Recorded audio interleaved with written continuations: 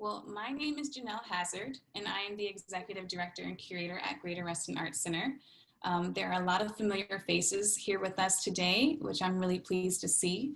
You all have joined us for many of our virtual programs, but I also see a lot of new faces and new names. And if it is your first time here with us tonight, welcome, and we're glad that you're here. Greater Reston Arts Center, if you're not familiar, is located just about 20 minutes outside of DC. We focus on creating intimate connections between our community and the audiences that we feature, and show both local and regional artists alongside national and international artists. Today, we're excited to introduce the exhibition An Excellent Thought About a Quality Idea, curated by Syndicate and Greater Reston Arts Center, which is our associate curator, Erica Harrison. This is a unique exhibition for us, where the work wasn't completely realized until it was installed in the gallery. So you'll learn more about that from Erica and from Zoe and Tim, but please keep an eye out for our online viewing room and a video walkthrough of the exhibition, which will be released in the next coming weeks. Without further ado, I will pass this over to Erica Harrison, our associate curator. Hi, Erica. Good evening. How's everyone doing? I'm really excited to be here, and I really thank everyone for joining us. This is very exciting to be able to be in the gallery and show work during this very challenging time. So as Janelle said, you know, the mission of Greater Reston Arts Center is to enrich community life by promoting involvement and excellence in the contemporary visual arts. And in service to that mission, our exhibitions aim to support and promote local artists alongside and in conversation with national and international artists. So several years ago, the late Mary B. Howard, a longtime Restonian artist and Grace board member, bestowed upon Grace an unprecedented gift. And the gift was primarily to support the work of artists and amplify diverse perspectives within our community. Mary B. Howard Invitational then started with her gift in 2018 and is now a biennial exhibition replacing our annual members show that had been previously there. So we invited artists to respond to proposals and prompts which were created by our guest curators. So the guest curators from conception have to shepherd not only the theme of the exhibition, but also the creation of the new works in response to the prompt. And those proposals, that whole process is, you know, quite a long period of time, and it has financial support. And it's really the main aspect of what I think drives this excitement and helps us do this show is that it all stems from concepts that haven't yet formed in a full way until they're in the gallery. And that's what makes it really exciting. So the resulting work displayed here is an extension of the artist's continuing research and the insightful dialogue that has occurred over the last few months between the artists and the curators. And our guest curators are the dynamic duo that is Zoe Charlton and Tim Dowd of Syndicate. Syndicate projects are emphasizing artists' continuing growth and research, and how all of the intersections of their multidisciplines or backgrounds or anything that the artists are interested, how they all intersect. And they really strive to pull at all those threads and create those conversations, which makes it really exciting. So I am so pleased to have been able to sort of stand in the sidelines and listen to Tim and Zoe's conversations and really just get a better understanding of how these dialogues happen and the catalyst that enthusiasm or the catalyst that a enthusiastic duo of curators can really create with the artists. So I'd love to turn it over to Tim and Zoe, and I thank everyone for all of their efforts in this show. It's so great to see so many familiar faces, as Erica said. But before we begin this evening's celebration, we'd like to acknowledge the Native communities and nations on whose ancestral lands we're occupying in our respective residences. We'd like to recognize the Manahoa. We offer our respect to the elders and the past and the current and future members. To be clear, decolonization is the work to repatriate land to members of First Nations, and through this process, work to rectify generational harm and trauma and address systems of community and cultural violence. Now, as Eve Tuck and Kay Wayne Yang articulate in their influential essay, decolonization is not a metaphor. Decentering settler perspectives and ideologies does not lead to repatriation of Indigenous land and life. That's just where the work begins. Through our respective roles in our overlapping communities, we continue the work of abolitionism, equity work, and sovereignty. Sovereignty. Importantly, we work towards joy, safety, and collective freedom, especially for our beloveds who experience the most intersections of oppressive, systemic, and discriminatory policies. We're members of Common Field, and one of the practices of Common Field is to acknowledge the people and the land in which we occupy. And we hope that this is a practice that we all do. We also hope that we can all have land acknowledgements and also acknowledge ancestral legacy. So we invite you to visit nativeland.ca, and I'll ask Janelle to drop that in the chat so that you can acknowledge the history of the land that you are currently occupying. Thank you, Janelle. And an excellent thought about a quality idea. 5 artists were invited to revisit an older artwork and to redevelop the work into a new project, as Erica mentioned before. The artists that we selected for this exhibition are Rain Alexander, Matthew Mann, Omalawa Williams McAllister, Zia Palmer, and Moshe Rijnipur. Each were selected by the 2 of us and Associate Curator Erica Harrison. Thank you, Erica. Thanks, Erica. The Syndicate Project is committed to supporting studio research and experimentation with an emphasis on gender, sexuality, and race, and the economies of those, and also the economies of things. We were specifically interested in the complexities of identity and supporting research practices. Based on the prompt, each artist made an entirely new artwork by expanding the genre and their materials or exploring their ideas in a completely new medium. So we are now sitting in front of Matthew Mann's work. Matthew is a painter based in Washington, D.C., taking inspiration from a range of visual media, fresco, Looney Tunes, cartoons, photography, and graphic design. Matthew has built an expanding vocabulary of subjects, architecture, birds, punk ephemera, and other artworks to deploy within his work. Matthew's paintings reflect his pleasure in free association and humor. So, Matthew, would you mind talking with us about your proposal? Sure. Hi, everyone. Thanks for having me and coming tonight. The work that Tim and Zoe are in front of is almost entirely a departure from what they said my work was just about. We like departures.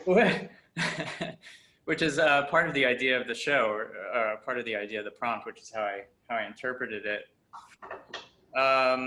This painting, the prompt for the proposal came right as everything, or I saw it right as everything was starting to shut down due to COVID.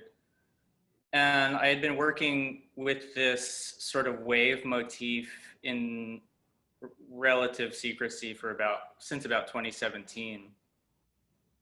As a way to just kind of deal with anxiety or just a sense of unease or foreboding in my work, and it existed completely apart from the other sort of work that I took more quote unquote seriously, I guess.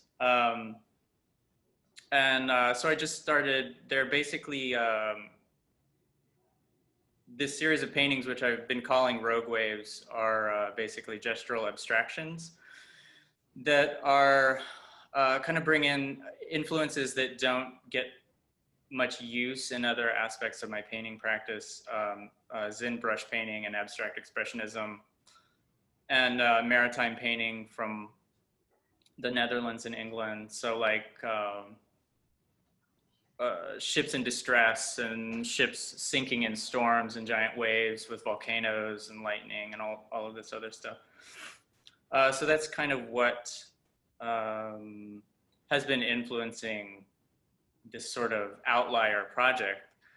And once the prompt came through, I thought this is the right moment while everything is sort of shutting down and in this very kind of anxious moment, this foreboding moment. It seemed like the right opportunity to really push into these paintings that were kind of existing in my life to encounter moments such as these. I also became a dad right as everything was this pandemic was kind of swamping the United States anyway. So it's been a topsy-turvy time. So this painting kind of, and this painting in particular, these paintings in general, kind of help kind of deal with some of that stuff. I called the series Rogue Waves after the oceanic event that is kind of a confluence of seismic activity, wind and currents colliding in the ocean. And there are these kind of mountains of water that are formed by these events, these influences, these things in the open water. And they're rarely seen, only by instruments that measure the water. So buoys tend only to measure these things. People don't usually see them. There are plenty of stories that I've been researching about shipwrecks, storms at sea, that talk about being caught in troughs, the low point between giant waves, and being swamped or turned over.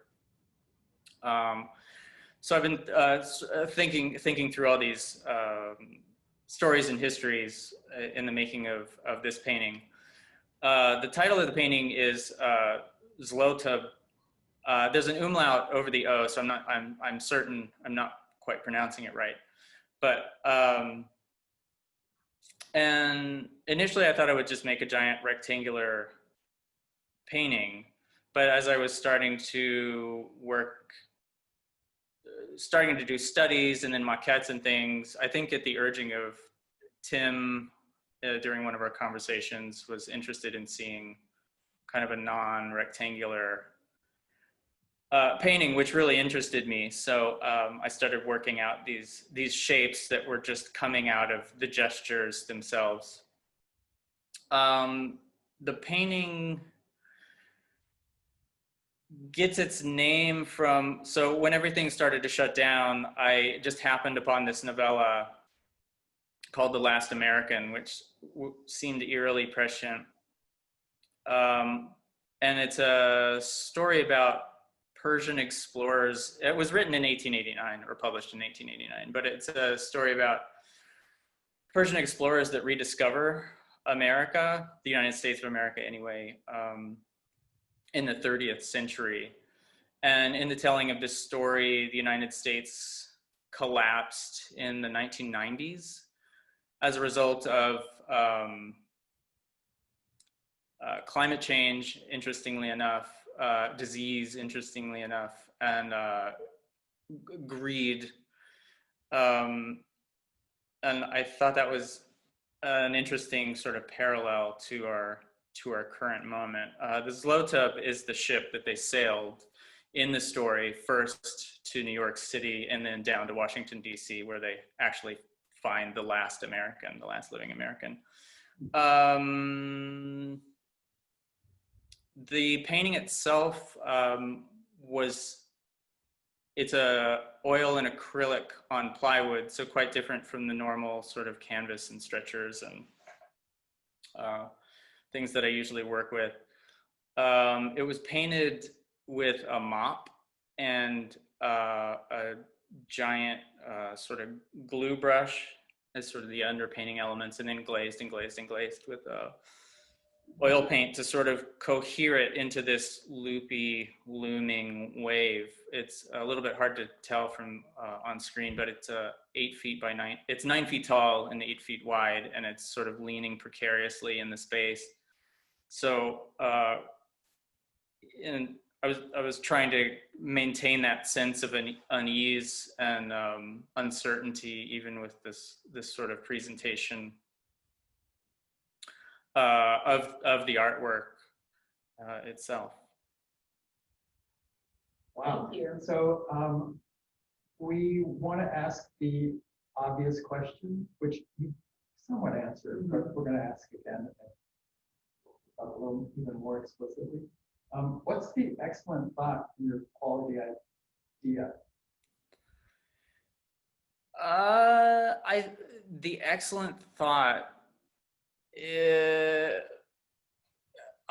Well, for me, it's the kind of coincidental event of discovering this story and finding all of these linkages to the current moment, and how the moment kept like how the narrative of the story, the collapse of the United States, kept sort of happening. Like how can I say this? The greed and the man's inhumanity to man, and the pandemic itself, the disease aspect in the story that collapsed the United States, was all kind of taking shape as the year kind of ground on, as 2020 kind of ground on. So that I think is my excellent thought, I suppose.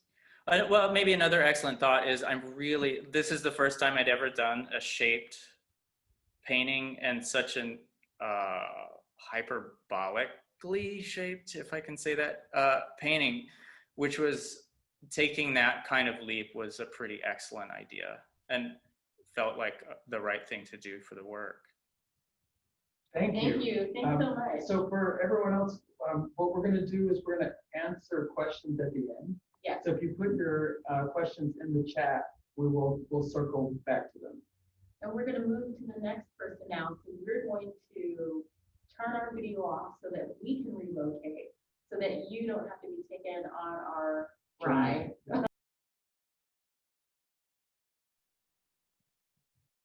Thank you, Tim, Zoe. So everyone that's here with us today, I just want to preface this by saying this is our very first time hosting a program in this format. Again, this exhibition was so unique in terms of it really coming to life once it was installed in our space. So we wanted to share that with you. Our gallery is still closed to the public, so this is our effort to bring you closer to the artwork in this very unique time. So with that said, we would love to hear next from Mojay.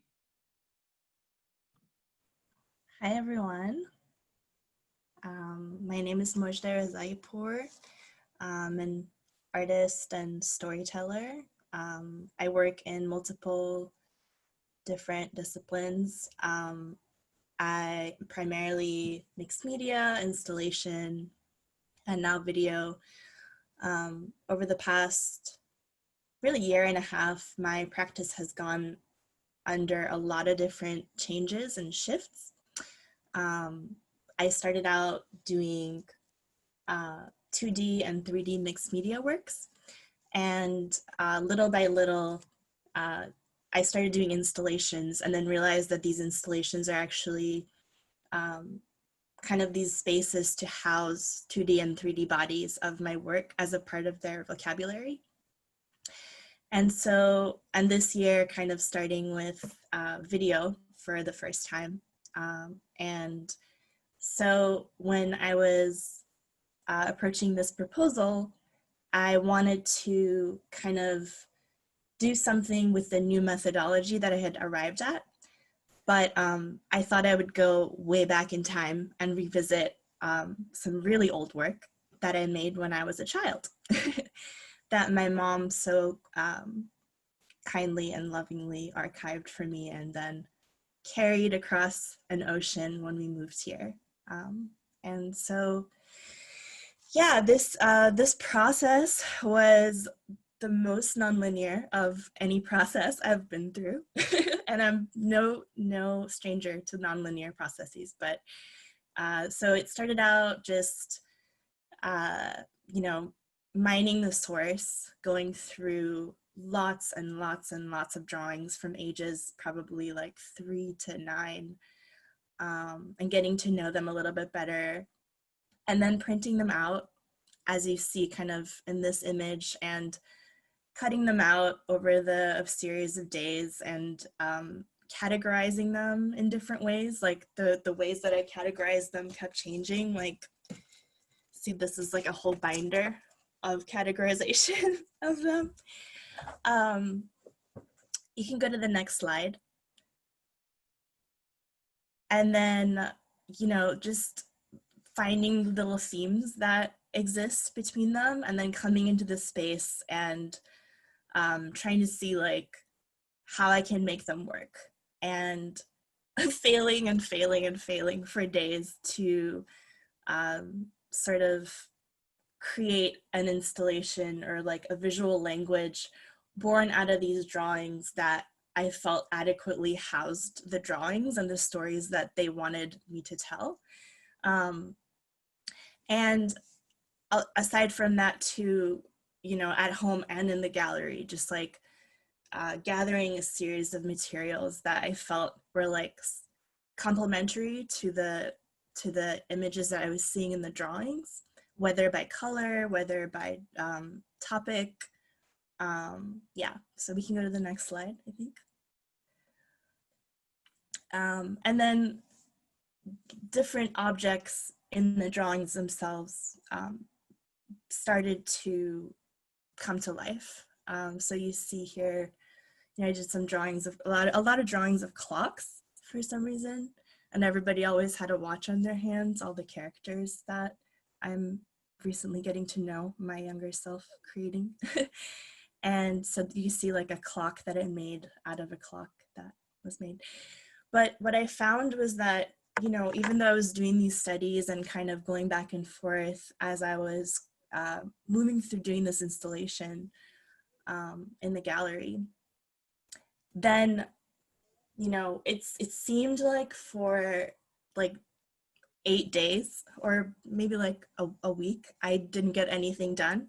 But then on the 9th day, I started to know exactly what to do, and then I got everything done in 2 days. So this is the way that my process worked this time around, and it was the most mediums that I was trying to like combine all at once. And we can move to the next slide. And here you see me, if you play the video, you see kind of like me moving through and making alterations to the installation on the spot. And yeah, so I'm not a stranger to this process of showing up to a place with a couple boxes of materials and just like trusting myself to make it up as I go along and enjoy the process. But this time it was like this constant return to the source to know what is the next step, and then all of the steps in between. And so just kept like recalibrating my path. And even today, like I found this book of dictation from my 1st grade in Iran, and I find some of the things that I'm writing in it inspiring as to ways to kind of incorporate into the videos. And what yeah, so that's where I'm at. And I think that the space itself now has become an extension of the worlds that I was creating as a child artist. And my hope is to revisit the gallery throughout the course of the exhibition and add to the installation as like new pieces of the puzzle kind of show themselves, and perhaps to film myself interacting with these elements that come to be, and then layering those documentations of my interactions with the pieces inside of the videos. And so it becomes this like iterative process that references itself like forever. And who knows what the outcome will be. Learned a lot. Thank you, Moshe. It's really dynamic. I wish that everyone could hear the audio components of your installation. We do hear the clock sounds, we hear the ticking, we hear waves.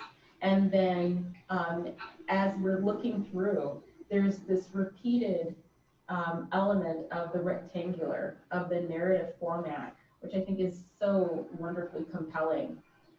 Could you talk a little bit more about what it means to return to the source? That was really beautiful.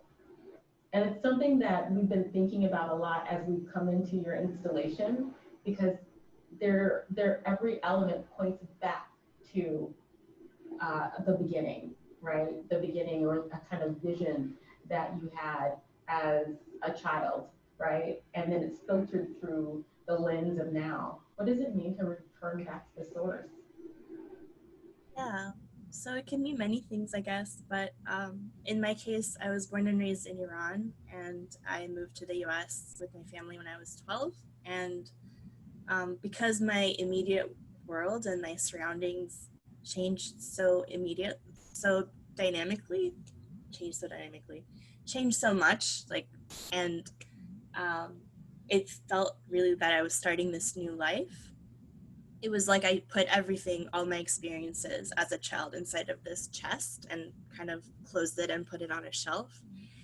And, you know, throughout some of my work, I've been returning to that. And, you know, really in this process, returning to that helps me feel more connected to myself. There's a lot of scenes, just simple scenes of like daily rituals with family. A lot of just the way that we are born, the way that we see the world can be so simple and so powerful at the same time. And bit by bit throughout our lives, we lose clarity. We lose touch with nature. We lose touch with family. We lose touch with ourselves. And so, yeah, it's been helpful to return to that, I guess. So, Moshe, we've seen you work before, and we're aware of the way you work. My hunch is that you will be back in this space working again. Mm-hmm. That seems to be the way that you work. But where you are now in this process, can you talk about the excellent thought in this quality idea? Yeah. I struggle with that name a little bit. Hierarchical. But no, I think an excellent discovery that I've made is that this isn't just, and that's the other part of the installation, by the way. There's a whole other side to that room, and that's a different part of it. Thank you, O. So my favorite discovery that has come out of this is that my aim was to create a work out of these childhood drawings that was working with the same methodology as I have in the past and just kind of with that same language. But what has ended up happening is that this has become a sort of stage for a series of iterative experiments that layer onto it.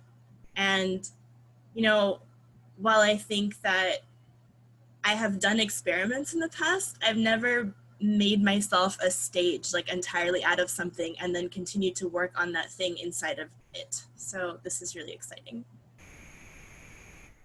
Thank you. Thank you so much. All right, thanks, we'll see Moshe. you. Yes, we'll see you guys at the next. Thank you, Moshe. So great to hear from you. Thanks, Tim and Zoe.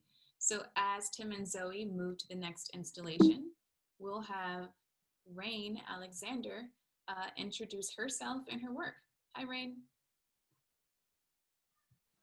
Hello. All right, I'm unmuted.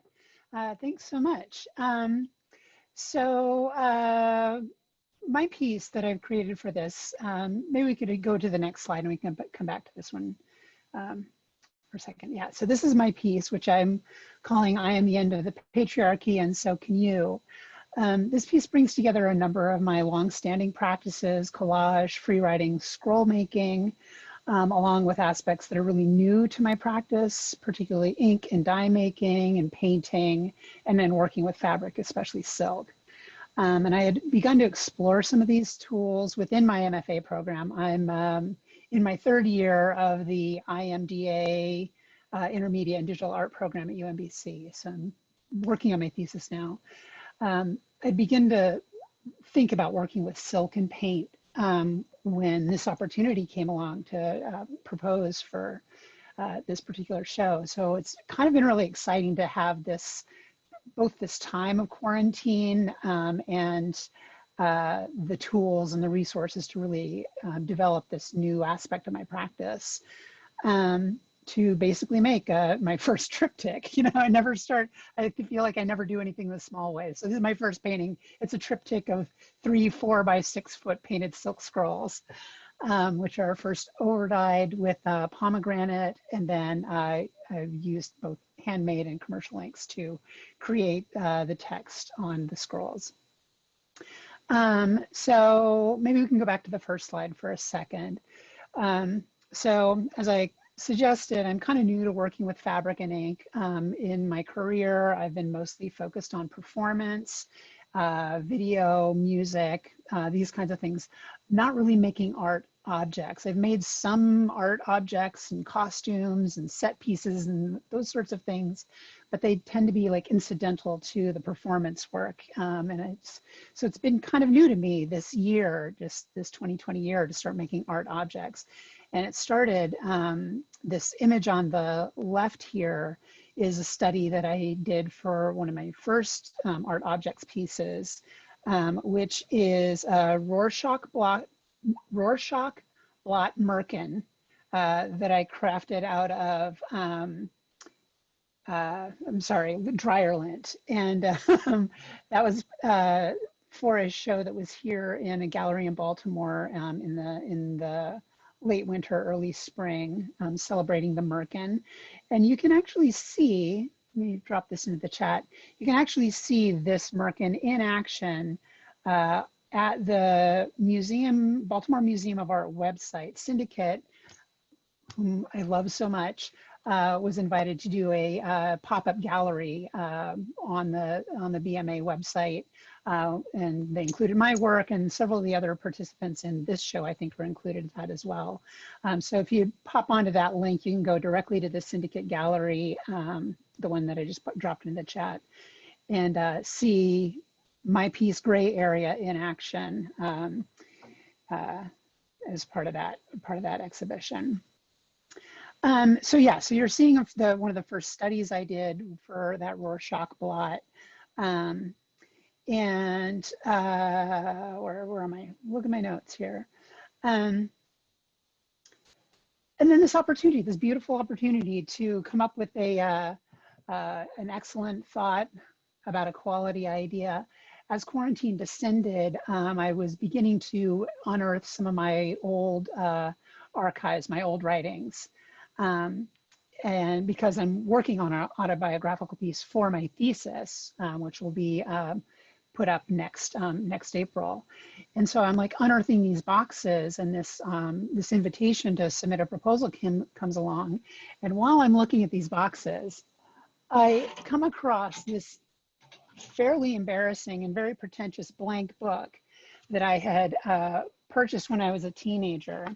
And inside wrote a lot of very, very fraught poetry about all the people and artists and thinkers that had made such an impression on my little 1980s provincial self. There's some poems about John Waters and Divine in here, so prefiguring my move to Baltimore. I'm looking through this because I had put so much work into this volume of very, very bad poetry. This is when I was still thinking myself as something of a poet. And I'm like, I think that I could probably touch on whatever these themes are and do something, do something better. And so that's basically what I proposed to the curators, Tim and Zoe and Erica, and they liked the idea. And so, which is what a gift, what a gift. They really trusted me. So we can go to the next slide. You're seeing another study in that thumbnail ahead of this here. So here's the end result, these 3 gigantic silk scrolls.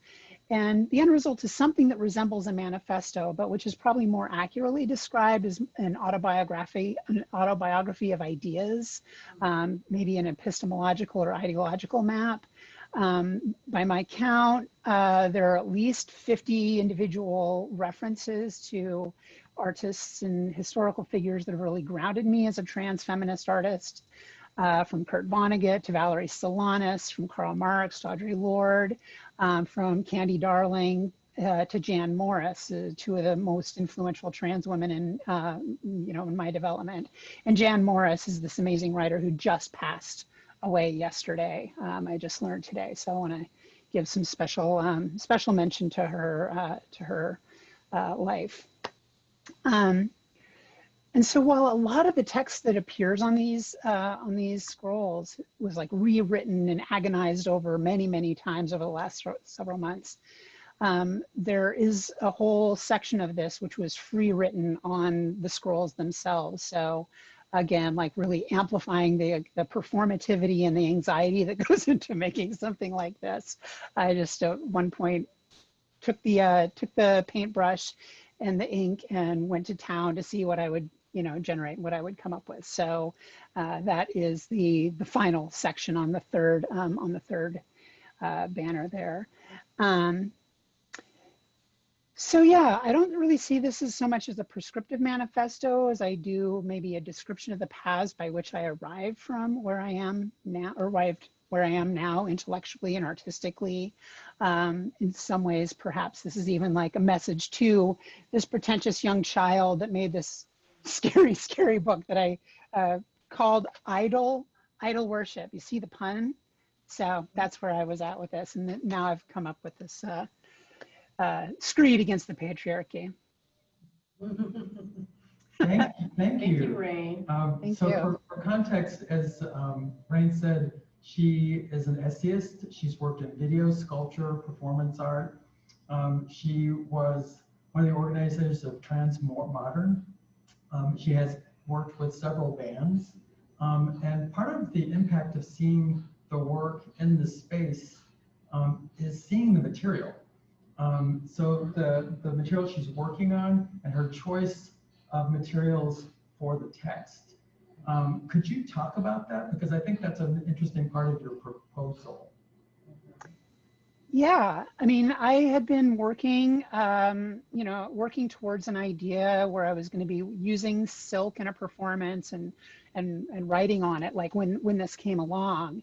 And as it became clear that that performance was going to be tabled for some amount of time until performances could happen again, I'm like, well, I still have this desire and this drive to like put paint on silk ultimately, which is, I'd never been moved to make work like this before. Like painting had never really interested me. Canvas had never really interested me, but something about this was really driving my interest. So I'm like, let's just kind of stick with it and see where this goes.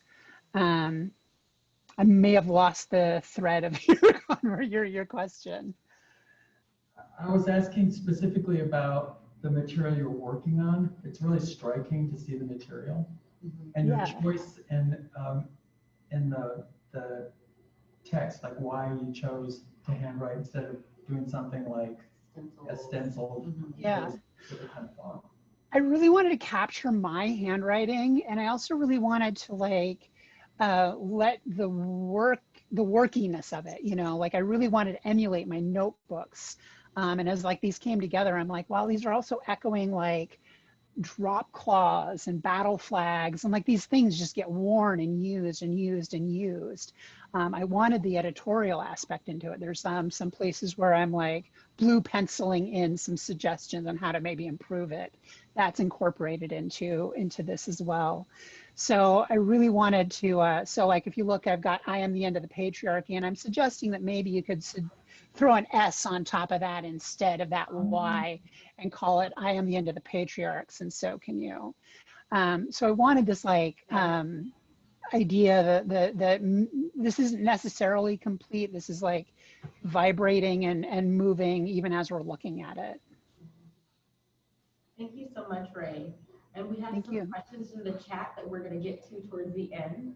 We're going to come back to those. Awesome. Thank you. Is there a relationship between, because you have also you've authored books.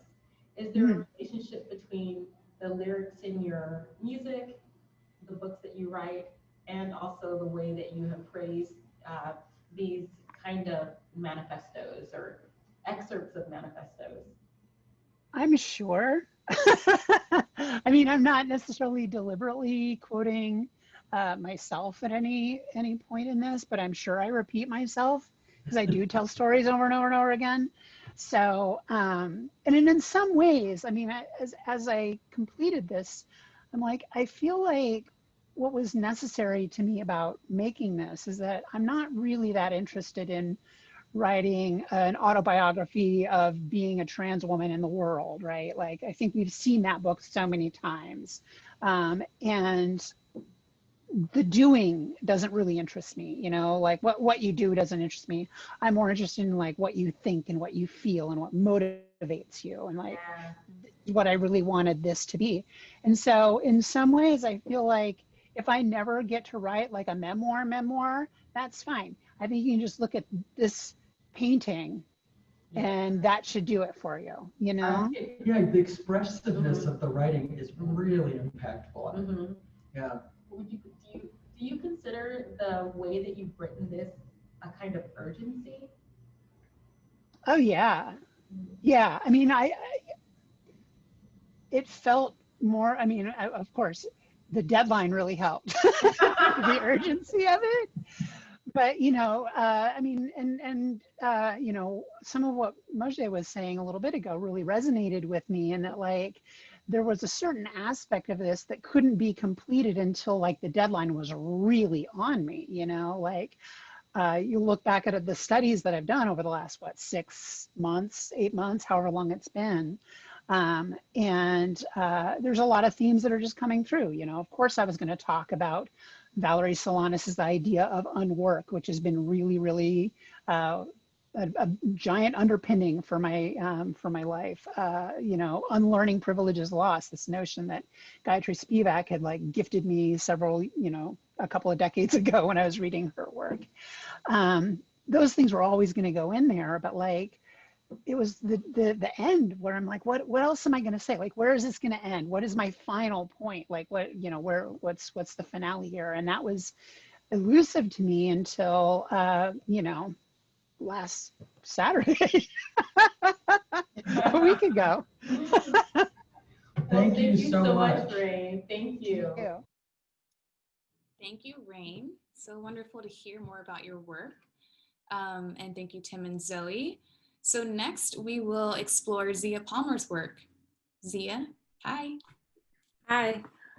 So I'm a DC-based artist. I primarily work in analog photography, and my work has typically revolved around tracing my family background, my family history throughout New Mexico, and traveling to these ghost towns that are ancestral lands that are more or less abandoned.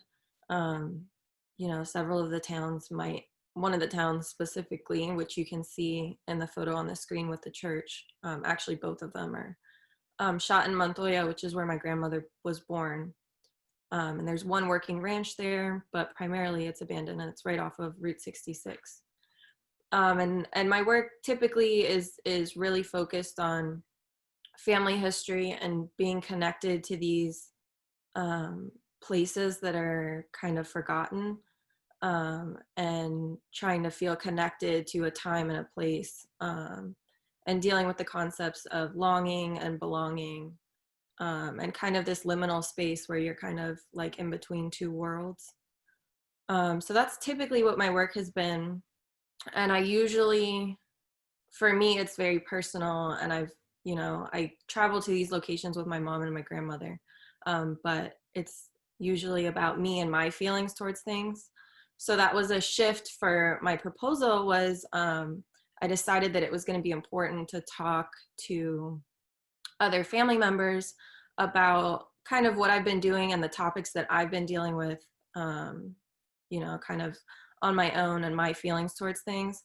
So I wanted to bring other family members into it and ask them a series of questions about family history and heritage, culture, identity. So I kind of set up a list of questions, and I included 15 women that are descendant from my great grandmother. So this is a shot of the exhibition that's up, and you can kind of see that they're installed in somewhat of a family tree. So the top tier, there's a photograph of my great grandmother, and then she's no longer alive, so I included a short bio to replace the interview. And then the next row down is my grandmother and her two sisters, one of which is no longer alive, and I included a short little bio.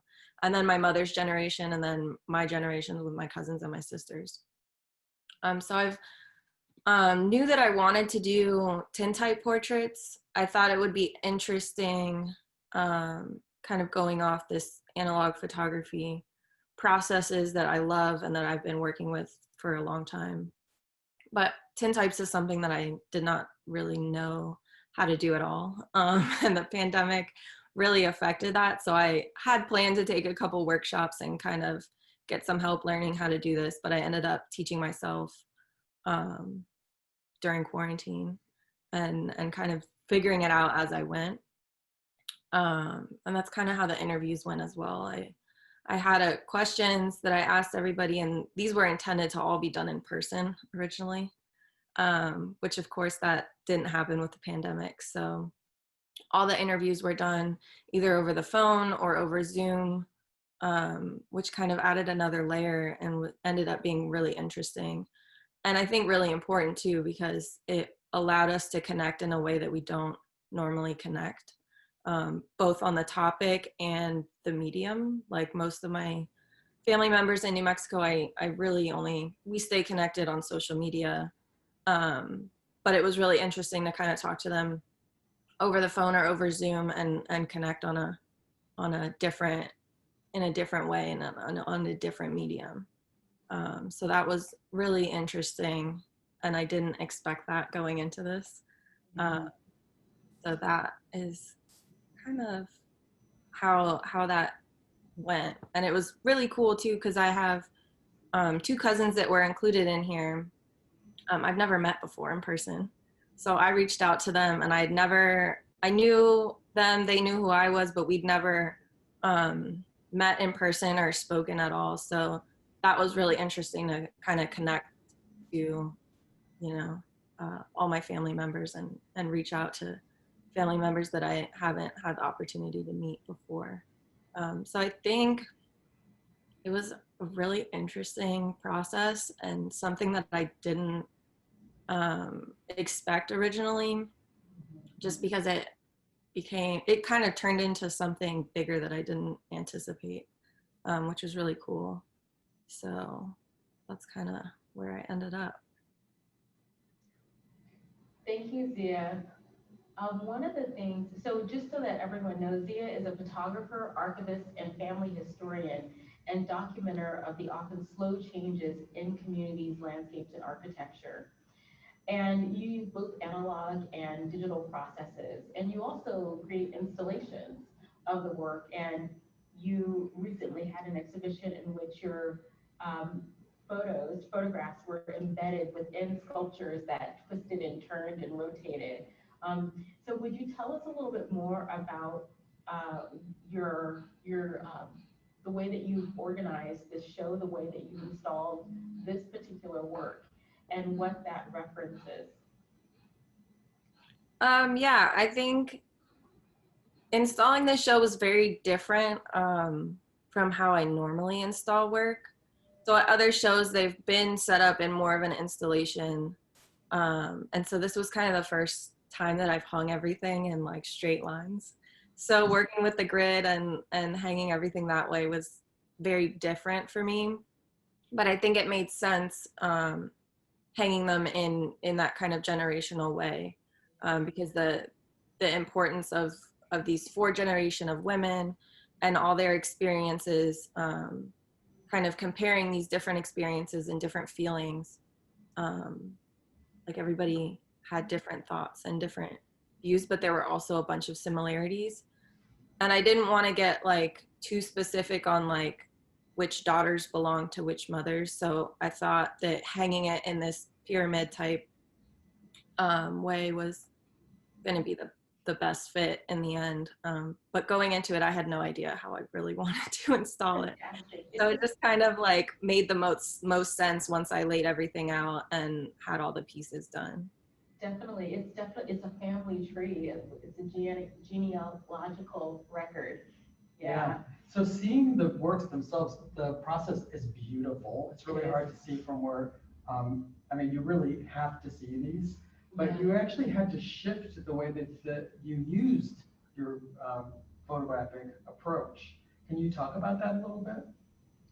Yeah, so, I mean, especially with the tintypes, that was a whole new medium. And I think part of the reason why I love analog photography, other than the process, like the physical process of shooting and processing film and images, it's also like all my work kind of revolves around this family history and going back in time. And tintypes kind of originated in my great-grandmother's time period. So I think that was also like an interesting duality with the work, that I'm also using this medium that would have been used when my great-grandparents were alive. But you also used Zoom. Yes, so that's the other part. So on one side, I'm using this very historical medium, and then it's also paired with doing these interviews through Zoom. So it's like this layering of time and layering of mediums, tying like an older time period to the time period now. So it's like a compilation of all these different time periods. Yeah. And thank you for sharing that. Yeah. I think we're going to go to the next. Thank you, Zia. Hi, my name is Omalar Williams McAllister, pronouns O, love, and beloved. And I first just wanted to say that there's a tremendous, tremendous crowd of people from my family here, from just all across the country and Canada. And so thank you so much to you all for being here. And it's really wonderful, though it's incredibly limiting to be in this format. There's also things to embrace about it. And one of those is that I'm able to have so many of the people that I love and who support me be able to witness my work in ways that they haven't been able to in the past. So I just want to say thank you to y'all for being here and acknowledge that that is an exciting thing.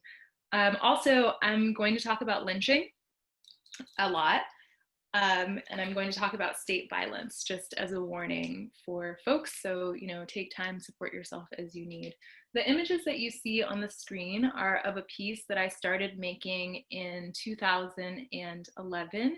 And as you can see on the left, it's in the shape of a cross. As you can see on the right, it's made of nooses. If you look a little closer, you'll see that each of those loops is actually a yoke of a noose, and it's got a nail through it. And in this piece, there are over 3,440 nooses, one for each Black person who was lynched in the United States between 1888 and 1968. When I originally made this piece, I intended it to be a memorial and to be a way to work through some generational trauma and grief that I have around that, but also to bring that story back because it's still relevant and there's still ways that this is happening. So that piece that I made in 2011 that I first showed in 2018, because the piece is 12 feet wide and 30 feet tall, And so having a space to show it was a bit of a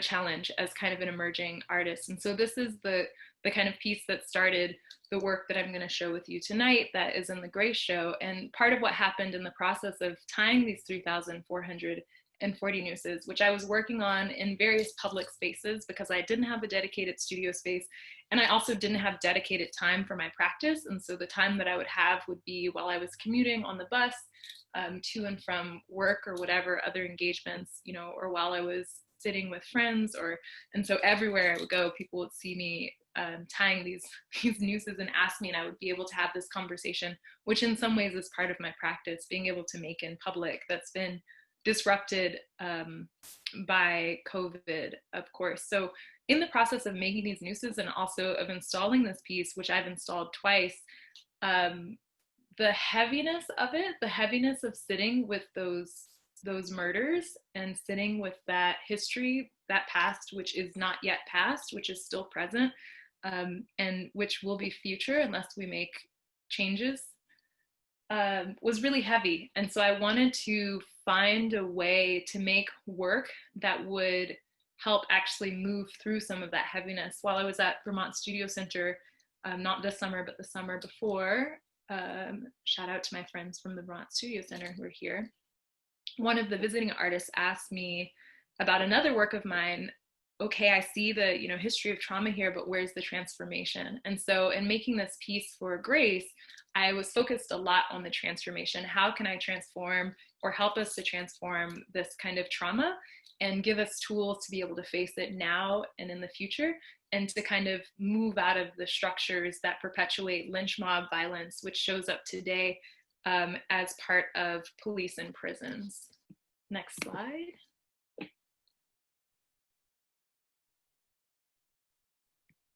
And so this piece, which I call the New Snap flag, is one of the things that's in the exhibition. It's not actually, the thing that I proposed was a video, and actually if you could stop screen sharing, I'm going to start screen sharing. Thanks, Janelle.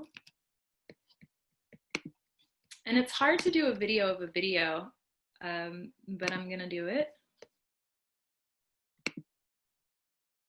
So here's a still image, just to give you an idea. What you're looking at on my screen is a shot from the gallery. So from me standing in front of where Zia's pieces are and looking into the installation piece where mine are. So the ground is covered in black compost or dirt. Shout out to my mama for helping me spread that all over the floor, making the trip down to help me do the installation. And there are 1/2-inch ropes suspended in the space. And on the wall that is painted black, shout out to Erica for painting that wall black. There were a lot of really particular things about my installation. I'm really thankful for the women who supported me in making it possible. There's a video that is projected on the back wall, and I'm gonna share another screen of mine with you. It's really difficult to capture that that video projection in the space, but I'm going to show you the video that I have kind of capturing it. Are you all seeing the video?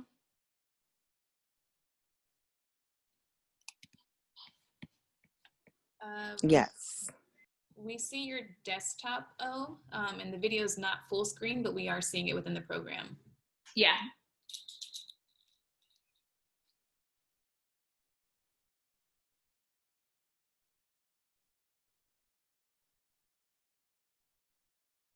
I'm sorry for folks who are viewing on your phone. I know this will be really tiny. It was such a large file, I wasn't able to export it. I haven't been able to export it yet from the editing software.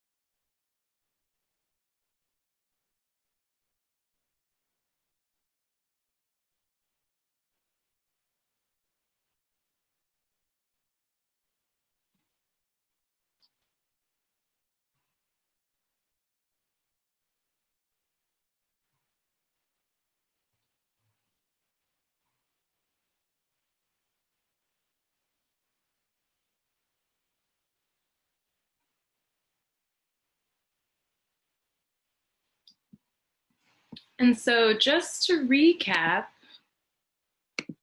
the thing that you see happening in the video is you see a rope that appears to be the same size as the other ropes that are in the space. And there's a hand that then slides down the rope, and there's some slightly obscured movement, but that hand, essentially my hand, ties a noose. That noose kind of hangs in the space, and then the hand goes back and pulls the noose out. So one of the things that I discovered in the process of creating the first piece that I shared with you all for Who Sins was that a noose was a slip knot, which was something that I hadn't realized before in the making of the object, which is to say that it's a very complicated knot to tie, but it's actually a very, very simple knot to pull loose, and can even come loose almost accidentally, which is by design because that helps it in its purpose, which is to kill people. The other things that were interesting to me, or questions that I had in the process of making that first piece and tying those 3,440 plus nooses, was also just the question of like, how was that knowledge passed down? You know, like in the 1800s and the 1900s, this knowledge of how to tie this very complicated knot. A noose knot is a complicated knot to tie, and anybody who ties knots will tell you that. There wasn't Google, you know, and like books were extremely expensive. And so that knowledge must have been preserved in community circles in the same way that other kind of fiber and textile knowledges like basket weaving or fish netting or quilting, which are things that we broadly talk about, were preserved, which is to say that it was passed down within family and community circles, generation to generation. And it's not a knot that's used in fishing. It's not a knot that's used in sailing or hunting or butchery. Like I've done kind of extensive research on this particular knot, which was innovated in the United States as well. So the hangman's knot that we know is something that was innovated in the United States, which is something else to sit with, that this is kind of one of our unique contributions to the world, is perfecting lynching. Sitting with that knowledge, this is something that was passed down. I was interested in how I could kind of disrupt the terror that is brought on just by the mere sight of a noose. And so I think of noose incidents like Jenna 6, which I encourage you all to look up if you don't remember, happened in 2006. I was the same age as the students in Jenna, Louisiana that it happened to at the time, which was that there were some Black students that sat under a tree that only white students were allowed to sit under. And the next day there were nooses placed on the tree. And the parents of the students, of the Black students, had worked really hard to get some like action against the white students. There was none. The administrators all said, oh, they didn't know what they were doing. They didn't know what the knot meant. It was just harmless fun. And then later, these white kids continued to bully and intimidate the Black kids. The Black kids defended themselves and caught charges for assault and other things after defending themselves, and basically almost went to jail, but it became a national story because of, you know, the way that the incident had been handled. And it's something that's sat with me since that time, and something that I still feel in my body, you know, when I see like a nooses, or when I hear stories of things like Bubba Wallace and the NASCAR pole on his gate earlier this year, you know, the noose that was placed there. Knowing what I know that it couldn't have been accidental, and there was no reason for that not to have been there, but that's not the public story that we tell. And so with this video and this piece, in terms of the transformation, my thought process was, well, what if we had more knowledge about it? What if we knew it was a slip knot? What if we had a different way to approach this? What if we could remember that a noose is a knot and a rope, and that it can easily be pulled to be untied, and then it becomes a rope, which is a really useful tool and object. And so the video that I created shows that. It kind of obscures the process of tying. I'm not interested in perpetuating that knowledge of how to tie a noose, but it clearly shows this is what you do. You grab in this place, you pull, and it comes loose. And there's something too for people, I've had my mom do it. I have some other people kind of untie nooses with me and ask them how it feels in their body. There's something that happens physically in people's bodies when they're able to pull that knot out.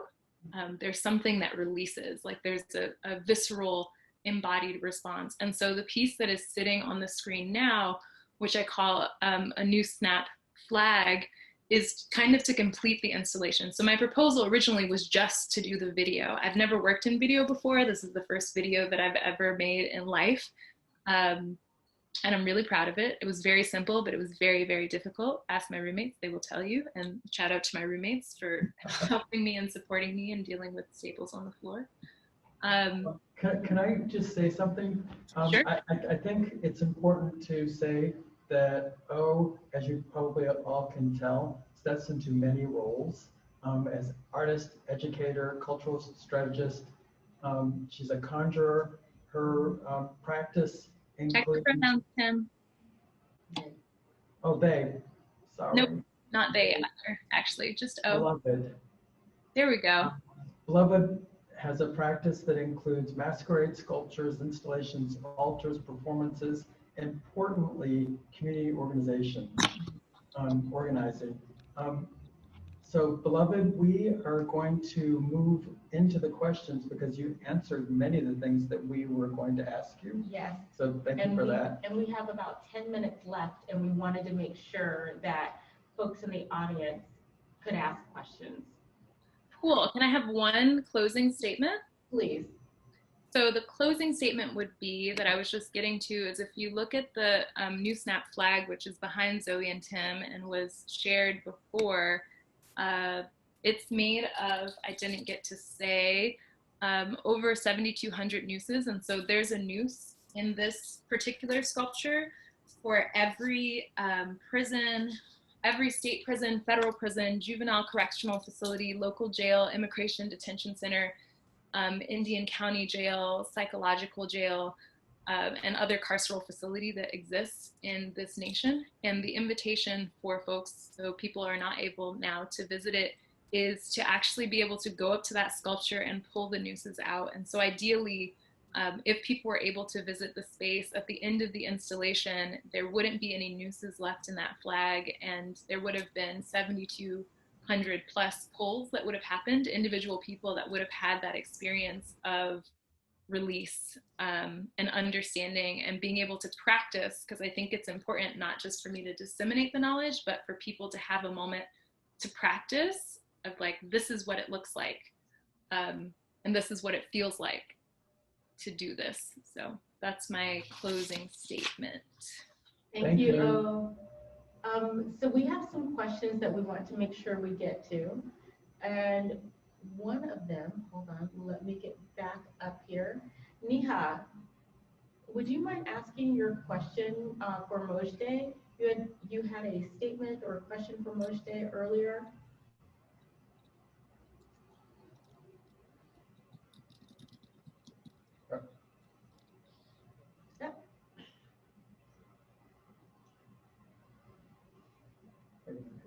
Okay, maybe I can go back up.